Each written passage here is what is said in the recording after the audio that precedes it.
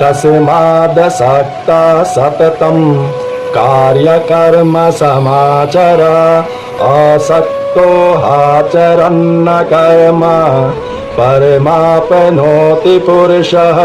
इसलिए तू निरंतर आसक्ति से रहित होकर सदा कर्तव्य कर्म को भली भांति करता रह, क्योंकि आसक्ति से रहित होकर कर्म करता हुआ मनुष्य परमात्मा को प्राप्त हो जाता है।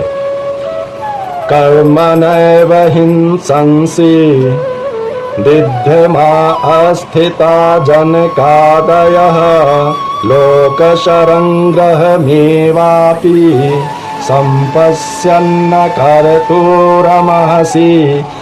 जनक आदि ज्ञानी जन अर्थात जनक जी के बारे में कहा जा रहा है, जनक आदि ज्ञानी जन भी आसक्ति रहित कर्म द्वारा ही परम सिद्धि को प्राप्त हुए थे। इसलिए तथा लोक संग्रहों को अर्थात लोक संग्रहों को देखते हुए भी तू कर्म करने ही योग्य है, अर्थात तुझे कर्म करना ही उचित है।